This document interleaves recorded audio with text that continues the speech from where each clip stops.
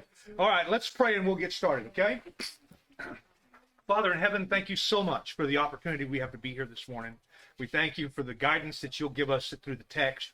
We thank you for the opportunity we have to worship together. And Father, we understand, how we have that opportunity. But our goal is to honor and glorify you this morning in everything we do. We're going to eat together after a while and fellowship as a family. And I thank you for that as well, Father. Bless us as we do all of these things this morning. And Father, thank you for the opportunities that are going to come our way this morning. People are going to be here that we're going to get to meet and get to see, and people that are going to be visiting. And we just pray, Father, your blessings upon all of them, and blessings on us as we introduce ourselves and get to know them, and maybe help to fulfill some needs that they may have. Thank you, Father, for the opportunity. Thank you for loving us, and thank you for guiding us here this morning. In Jesus' name we pray. Amen. Amen. Okay. Come on in, guys.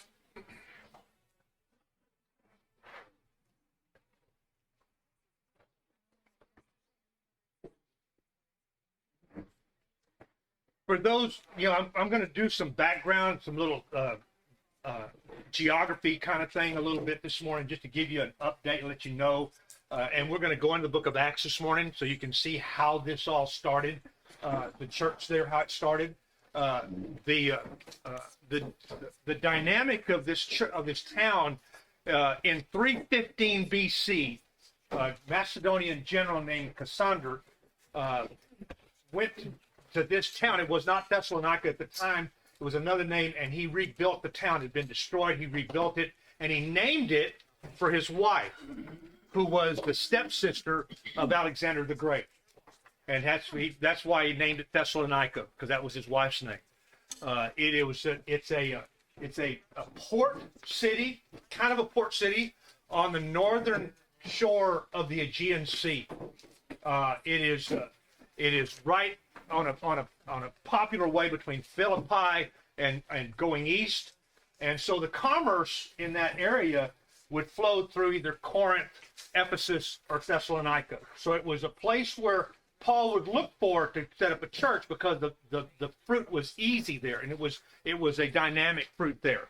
And so there was a lot of different ways to come in. There was a fertile plain in the north, and so all of that produce would come through Thessalonica. So it was a booming town. People figure it was probably at that time maybe 100,000 people, somewhere in that area. So it was a pretty big place, and you'll see when we look at Acts that there was a synagogue there. We'll talk about that more in a little bit.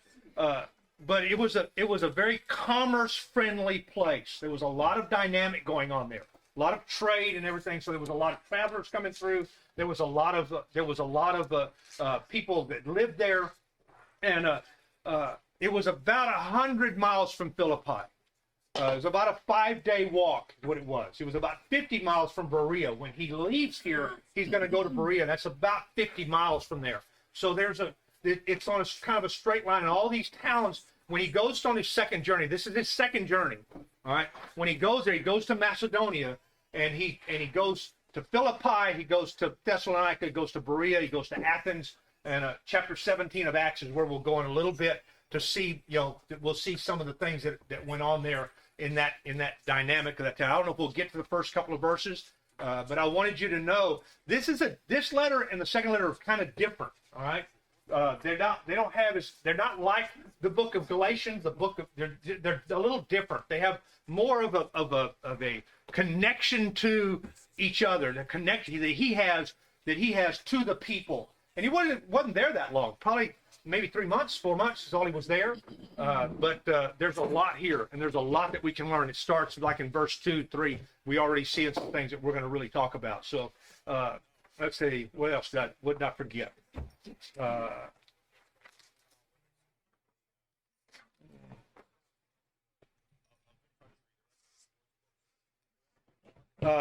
You're gonna see. I'm gonna talk about this. We'll talk about it when we get there. But I'm gonna take you to a couple of texts in First and Second Thessalonians. Paul was there, spent some time there, and he worked there. Okay, and Philippi. Okay, we'll look at that. Philippi, the church, the Philippian church, sent him aid there. Sent him aid when he needed aid, and he's going to talk about that. I want you to look at at 1 Thessalonians chapter 2 and verse 9. Look at verse 9. You know, as a missionary in Paul's day, they would, you know, he would be supported by different congregations, different churches that he had planted from his own means, or he would work, kind of like missionaries do today. And he would work, and you know, he was a tent maker. There was a dynamic trade in this area of making yarn from goat hair, and so that was a thriving kind of a business thing that was going on there. And so it would have been right in line for him to be there and be taking part in that. So I want you to look at what he says in chapter 2, verse 9. He says, "Surely you remember, brothers and sisters, our toil and hardship. We work night and day in order not to be a burden to anyone while we preach the gospel to you." What he's saying here is that I worked. Well, you know, I worked while I was there. I did not suck off of you. I did not. That, you know, you helped, but I worked. We worked. The guys that were there, me and Timothy, we worked. And then I want you to look at 2 Thessalonians chapter 3.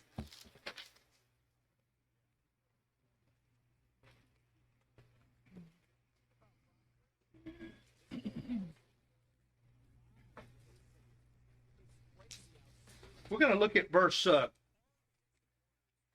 going to start in verse 6. Now, we're going to really dive into this when we get there, because I think this is, when we get to 2 Thessalonians, this is really important that we dive into. But it says, "In the name of the Lord Jesus, we command you, brothers and sisters, to keep away from every believer who is idle and disruptive and does not live according to the teaching you received from us. For you yourselves know how you ought to follow our example. We were not idle when we were with you, nor did we eat anyone else's food without paying for it. On the contrary, we worked night and day, laboring and toiling, so that we would not be a burden to any of you." Now, and I want you to look at Philippians chapter 4.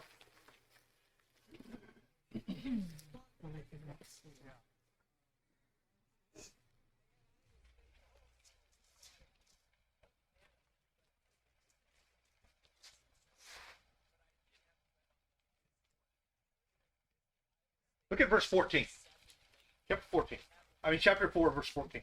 "Yet it was good of you to share in my troubles. Moreover, as you Philippians know, in the early days of your acquaintance with the gospel, when I set out from Macedonia, no one church shared with me in the matter of giving and receiving except you only. For even when I was in Thessalonica, you sent me aid more than once when I was in need." Okay? So what do we know? What do you know from we know that he worked. Okay, we know that he was a part of the community. He worked. You'll look at it when we see Acts chapter 8:17, what the dynamic was. But you know, he worked while he was there. He set up tent. He set up a practice, and he started working. And he worked night and day so that he wouldn't be a burden to them. He said, "We didn't eat your food. We took care of ourselves.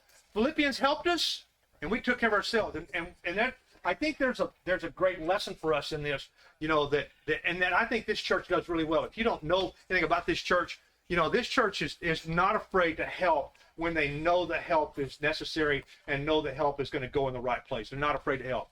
You know, we can come to you guys, and you know, the money just starts rolling in to help wherever it's needed, help in Mexico or help in Eastern Europe or even help right here in our own area, just with something going on. So I think it's important that you see that the early church, this is what they were like, just like we are, you know, just kind of in the same way. We're going to help other places to accomplish the ministry and teach the gospel. That's what we're going to do. Now, I want you to turn to Acts chapter 17.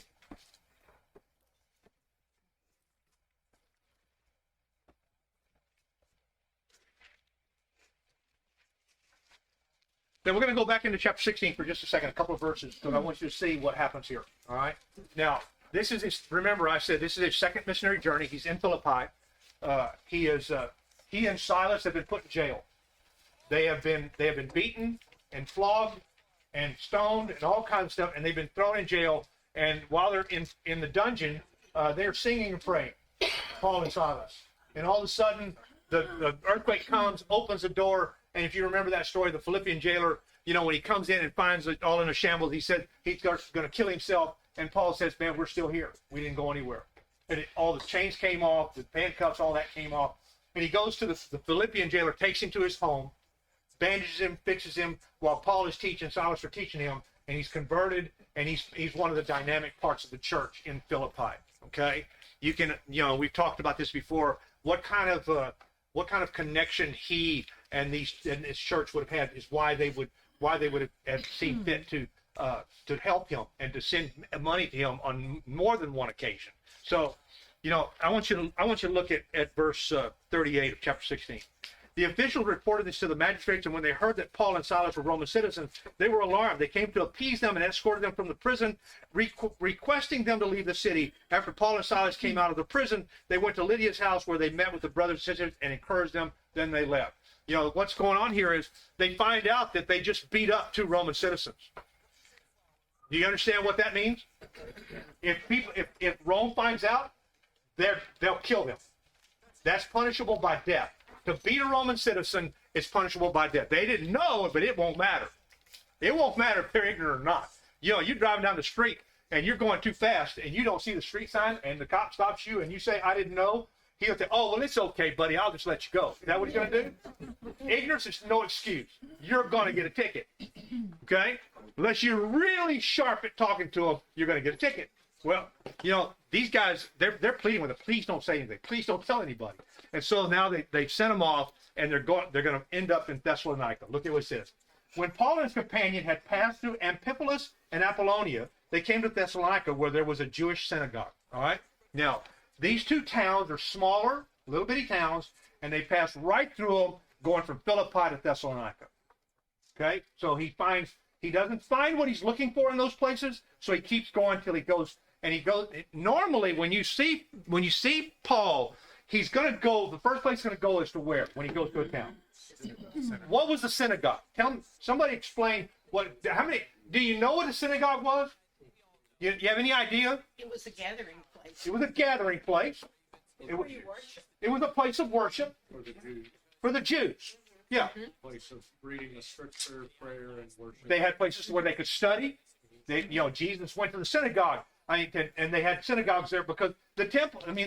Paul went to the synagogue. When he went to Damascus, remember, he went to the synagogue and he found and he taught them there. That was a place of learning. It was a place to learn, and it was a place of worship. Remember, these Jews are scattered everywhere. They were scattered when Stephen was stoned to death. You remember that in Acts chapter 7? In Acts chapter 8, it says they were scattered everywhere. God scattered them. They got too big and they got too comfortable being where they were, so he scattered them everywhere, and they went everywhere. All right? And there are some Jews in Thessalonica, enough of them where they built a synagogue. They built a place of worship. What was their place of worship before? The temple.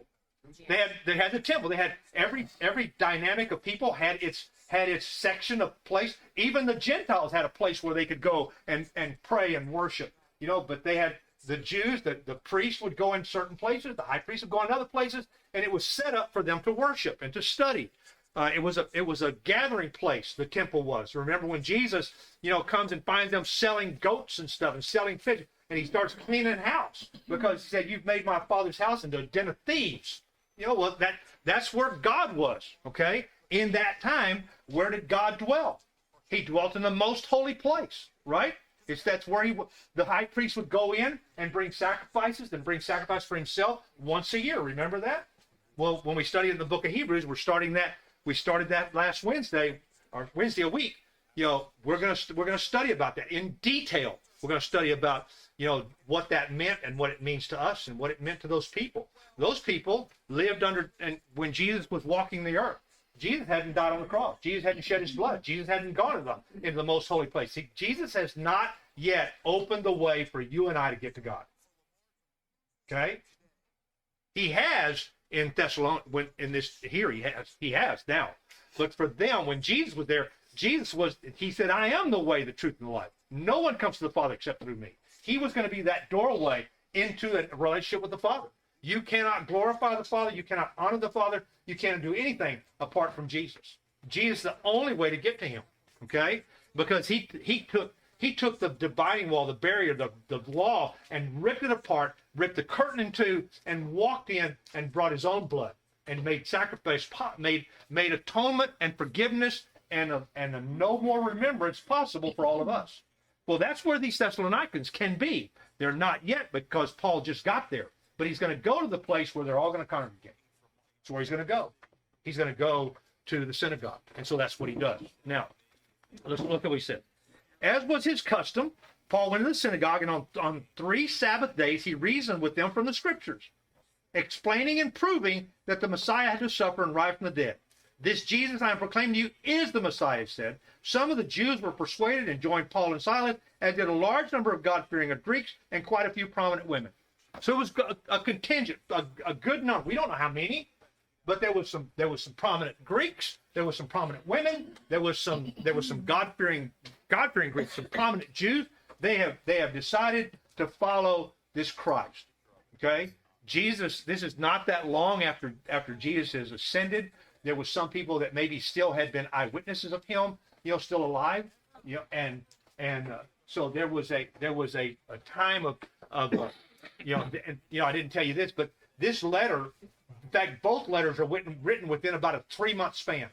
He writes both of them right back to back, and it's written at the end of 51 A.D. to the beginning of 52 A.D. And you can tell that, and I didn't put all this down, but because of where Timothy and Silas are, you can get the dynamic of when the letters were written, because we know where they were, when they got there, and he refers to them. In the first letter, he refers to all of them, and then we know they left and they came back, and so then when he refers to the second time, so we know that it was written in the last 2 months of 51, or the first month of 52 is AD. That's where it was. So Jesus resurrected in 33 AD. So that's not but about 19 years, 18 years after the fact.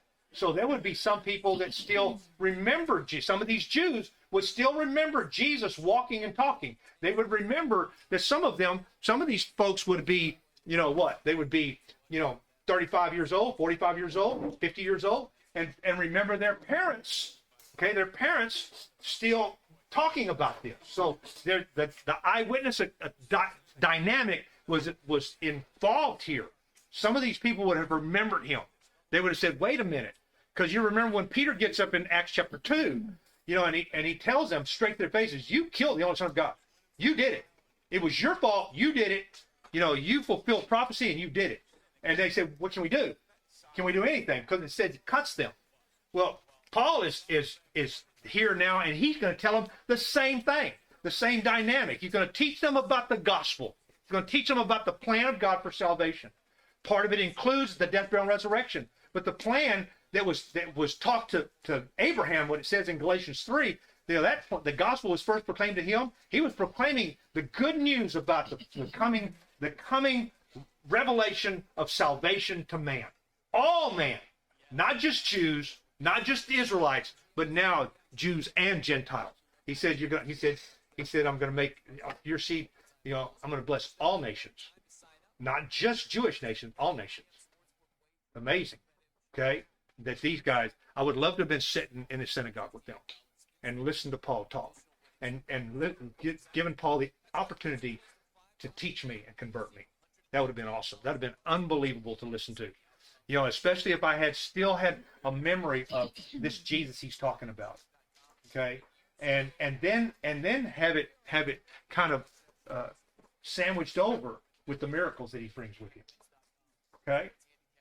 Because he didn't go there with just words. It says in Mark 16 that these miracles would accompany those who preach to confirm the word. Okay, we've talked about this before. Why would they need confirmation of the word? And why don't you? Why would they need confirmation of the word? This is hard to swallow, guys. Okay? Think about it. Put yourself 2,000 years ago. And some guy is telling you that a guy you remember seeing, walking and talking and breathing, and he's telling you this was the Messiah. This guy died and raised from the dead. You heard about the resurrection, but you didn't see it. You maybe didn't see him afterwards. Maybe you just heard people talking about it. Okay? But this is a dynamic, and you're trying to wrap your mind around what he's talking about. Think about it. Think about how that would be, and what you would be, what the dynamic would be as you were listening to this, and you're having to make a decision: is this guy real? Is he just pulling my leg? And then miracles happen. maybe, I don't know what they would have been. It doesn't tell us here what happened. It doesn't tell us anything. What we do know is that the miracles were there to confirm the word. Why? Why were the miracles there to confirm the word? Because people had a hard time believing it. Okay. Okay. It seemed impossible. Okay. They didn't have the written. They didn't have anything else. All they had was Paul talking. Okay? Think about it. You have a sick mother, a sick son. Let's say your daughter's dying in Thessalonica. We don't know if this happened. What we do know is if you listen to what John tells us in John 20, I believe, 21, somewhere in there, he said, Jesus did many other things that we don't have written down. He said, I believe that the whole world could contain the books if everything was written down. That's a ton of stuff. We have maybe 2 months in actual time frame of what Jesus did. There was a lot more. Well, you think we have everything that Paul did? You think we have everything that Timothy did? And the rest, he said, James and Peter and all. Do you think we have? We don't have just a scratch on the surface. All we have. So think about. Let's say, for instance, that you have a sick child, and your child is dying, and the doctors can't do anything. And Paul walks in, touches her, and she comes. How much of what he just said are you going to believe? Now. Yeah, Sam. And if you think about it, God himself established his word in the Old Testament through signs at Mount Sinai. Yep. Moses didn't just walk up the mountain and come back with tablets and say, well, God wrote this. The people all saw. They saw the cloud and the fire, and They heard it. And they said, don't have him speak anymore because we can't take it. Yeah. And so God confirms his word with miracles himself. How much more through his? And when he speaks it's to something his that when we study the book of Hebrews, the first chapter says he taught it with signs and miracles and with various forms, various ways. That's what God did. All right, and he's doing it now through people, through Paul. He's doing it, and Paul's come here and he's gone to the synagogue and he's teaching about this Jesus. And I'm wondering, how fast would you have responded? How fast would it have turned your life to the point it's going to turn these guys' life too? Because you're going to see in the first 3 verses of chapter 1 what it's done. Because he is going to send them accolades and pats on the back through both letters. You're going to see this church was something. He's even going to tell them in the second letter, I know you're struggling. I know it's hard. I know you've been persecuted and beat up. And he said, it's okay, because one day Jesus comes back. And when he does, he's going to take care of all of this. Would they have thought, well, he's coming back next week? Maybe. That's what they thought. That's what they were looking for. What Paul may have known, and what God did know, is you're going to suffer through this and you're going to die. And you won't have seen me come back yet. You're going to suffer through things and you're going to die and you won't see Jesus come back yet. Maybe. But we have to endure because we know it is going to happen. Okay? Now, so we have this group of folks that has listened to the message, converted, been baptized. They're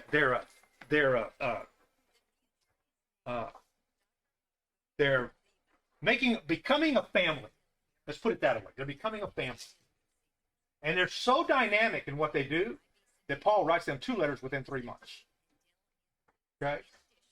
And if you look at him, he is just encouraging. Man, I've heard, wow, what I've heard about you is unbelievable. I've heard all this stuff about you. Okay? And so he said,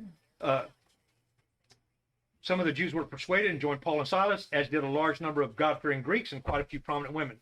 But other Jews were jealous. Here we go again. Why is this like that? Why does it have to be like this? Tell me something. Why does it have to be when a church starts doing really well and it starts really, the dynamic is going in great guns? Why does somebody always have to get in the middle of it and start trying to undermine what's going on? Why is that? Why do you think that is? We have that here. Human nature. Is it human nature? inferiority complex. That's Okay. part of it. Do what? That's part. There's always ne'er-do-wells. Always ne'er-do-wells. Yeah. Okay. But Satan is walking around seeking whom he can devour. He's not going to let. Something Cole told me just the other day we were talking about. He said, and I reminded him of this the other day when I talked to him. I said, we must be doing something right, because Satan wouldn't be all over us if we weren't. He's afraid of us, and that's a good thing. To have Satan afraid of you is a good thing. Now you better put on your big boy pants, you know, because it can get really ugly really quick. But you know, there's this is the dynamic that it may be different. There may be a different reasoning, but that stuff's still going on today. People are still consumed with themselves. They're completely selfish and self-absorbed, and they can't stand it when somebody's doing well. You know, there's all kinds of negativity out there about us all the time. There's all kinds of negativity. That's okay. You know, but I just wanted you to see, here we go. First century, here it is. Again, some Jews were jealous, so they rounded up some bad characters from the marketplace, formed a mob, and started rioting the city. And notice it didn't say they didn't believe. It just said they were jealous. That's Yeah. right. That's right. Yeah. Think about that. It could have been some of the people that believed. We don't know that. We don't know who they were. You know, we know from past letters we've looked at. Yeah, they were probably not believers. They probably were just you know, think, where would the jealousy come from? Tell me where the jealousy would come from. Okay, tell me how. Let's try to figure that out. Where would the jealousy? If this was the Jewish leaders, one of my footnotes said Okay. some of the Jewish leaders. If it was the Jewish leaders, they were concerned about their authority. Okay. All right. Yeah, there. How difficult it is, somebody has a better argument. Yeah. How Yeah. frustrating that is. So you'll just take a personal attack. I've been on both ends of that. Ron can take a personal I've been on both ends of that, you know, and it is you can watch the fire come up when you have an argument that they don't have an answer for, and they don't know what to say, and they are going to say something, and usually it's derogatory, demeaning, whatever. Or hit you. Yeah. Yeah. Totally. Yeah. I mean that's just true, guys. You know, these guys get jealous. Okay, what was going on in Thessalonica that made them jealous? These people were changing. They were changing, and it was dynamic. You know, let me ask you something. When the change happens in a person's life, when they go from the world to God and do it the right way, they're being obedient. You know, what is there changes that are obvious in a person's life? Are there? Are dynamics going on that are obvious in those people's lives, and do they start to think different, talk different, act different, look different, all those things? Do they? You know, you heard me. Man, I told the guys I ran with, I'm not doing drugs anymore. I'm done. I'm done. And I'll show you. And I poured my drugs down the toilet. I'm done. I'm through. I met it. I was walking out of HEB the other day, and there was a cop walking up. And I'm by myself. He's by himself, and I know he's a cop because he's got his gun, got his uniform on. And so I'm trying to get where I can get closer, and he keeps walking away like this. And so I got him where, you know, I got close enough, and I just went out like this, and I just fist bumped him. I said, "Man, I appreciate what you do." And as I walked off, as I pushed my basket off, I thought, he has no idea how close I came to meeting somebody like him in a really bad way. He has no idea. He just sees me. I'm an older guy. You know, I care about what he does. I pray for him. I don't even know him. I don't even look at his name. I don't know what his name is. But you know, it just, and you know, there was dynamics that changed in my life. Instantly, things were changing. My family turned on me. I mean, they turned on me. You know, and the derogatory stuff that was being said, and the ugly stuff, the things my mom was saying, you know, that stuff happened in my life. Because, you know, was she jealous? I'm not sure. You know, I think maybe so, because she saw the changes in me that where she was at could not bring out in me. She saw that. Yeah, somebody had their hand. Yeah. You look back at Cain and Abel. Yeah. This is the exact same situation. One was accepted by God, and one wasn't. So the other one got jealous. Yeah. I mean, you know, when you see a transformed life, and you see people that are turning over to God, and it convicts you that maybe I'm not Well, accepted. as we start to navigate through this text, and I'm not going to cover it here, but you're going to see where what the transformation looks like. You're going to see it because Paul's going to talk about it. He's going to tell them. He said, I'm so proud of you guys. I'm going to bust. I'm so proud of you. That's what he's going to say. Now, let's go on because I want you to see this before. But other Jews were jealous, so they rounded up some bad characters from the marketplace, formed a mob, and started a riot in the city. Okay? They're rioting over this. How are you kidding me? Anyway, they rushed to Jason's house in search of Paul and Silas in order to bring them out of the crowd. But when they did not find them there, they dragged Jason and some other believers before the city officials, shouting, "These men who have caused trouble all over the world have now come." What? What, you got email blasts from somewhere? You know, I mean, you got somebody on speed dial or something? How do you know this? I think they do. I think the reputation has come. They have heard from people. Remember, Philippi is only 100 miles away. There was problems there. All right. There's problems all over the place where Paul goes. There's always problems. And I think some of these Jews, I think these people are running, trying to put information out there. So I think they know there's been problems everywhere caused by these kind of people. Yeah, John.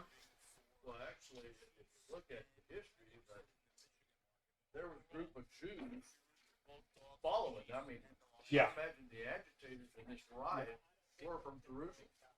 That's very. Y'all hear that? These agitators, people were following him. You know, I think he writes to Philippians and he tells them. He said these uncircumcised dogs that are trying to dissuade you and trying to take you. Those guys. It would be no brainer that they walk 5 days to get to Thessalonica and follow Paul there, and then go back, and then half of them go back and half of them stay. Well, anyway, so they got this guy Jason. I don't know who he is, but he was a brother in Christ. I want to talk to him one day. I'm going to get a chance, I hope, talk to him. I want to say, man, I read about you, man. I read your name in the scripture. He may not even know it's in there. I don't know. But he said they went to the believer before and Jason has welcomed them into his house. They are all defying Caesar's decree. These are Jews. All right? Saying that there is another king, one called Jesus. There is. They just don't want to hear it. Anyway, when they heard this, the crowd and the city officials were thrown into turmoil. Then they made Jason and the others post bond and let them go. Okay? What you're gonna find is that they meet with Paul and Silas, and Paul and Silas decide it's time to go. So they move on to Berea. All right. The point here is that there's a dynamic in this city that when Paul leaves, it's not going to stay. It's not going to change. All right. You're going to see that when we get to the second letter, because he's going to tell them in the very first chapter. You know, I know what's going on. The persecutions you're struggling. The persecutions did not stop just because Paul left. These people did not change. And you're going to see in the first chapter, the first 3 verses, where he's going to talk about their endurance in the face of suffering for the Holy Spirit. You're going to see that how their love and their hope abound. You know, they work in spite of what's going on. That's what Christians do, guys.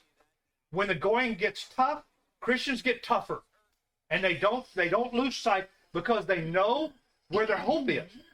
I know where my hope is. I know who I believe in. Don't you? We believe in the one who can save us. Is he coming back? You believe that for sure? Could you explain it to someone? If not, then why not? Why don't you get in the book and find out, how could I explain it to someone? How can I explain it to my grandchildren when they come ask me? How can I explain that this is what's happening and this is what's going to happen, and then take them through the scriptures and help them navigate them? We got a lot of great teachers here, man. A lot of people that are more than capable of navigating you through the text. Okay, we've got classes here. Friday night is a perfect class where you can find out anything you want to know, isn't it, guys? You can ask questions. I'll answer questions, and we'll do all kinds of stuff. Many of you have been in that class, haven't you? Many of you cut your teeth on the book in that class and then moved on to other things. It's a perfect place. Cole will sit down with you anytime so you can learn the scriptures so that you can take what you know and transfer it to somebody that doesn't know. Should you be a soul winner? Should you? In everything you do, should you be winning souls? And should your life be transformed in a way that people look at you and say, I know that person's been with Jesus. That's what they said about Peter and John. They said they knew they were just ordinary, unschooled men. It means they were just dumb fishermen is what it means. What it means. And they said, but they knew they'd been with Jesus. When somebody's with Jesus, things change.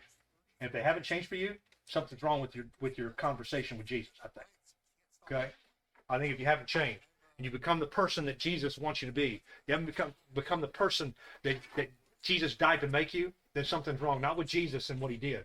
Something's wrong with us. And we need to navigate through that. That's why that's why I look forward to this day. I look forward to Sunday when we can get together and some way, somehow, somebody is going to need help, and we're going to be able to navigate them through that and get them better and get them where they look around and say, I'm going to follow Jesus. I don't care what anybody says.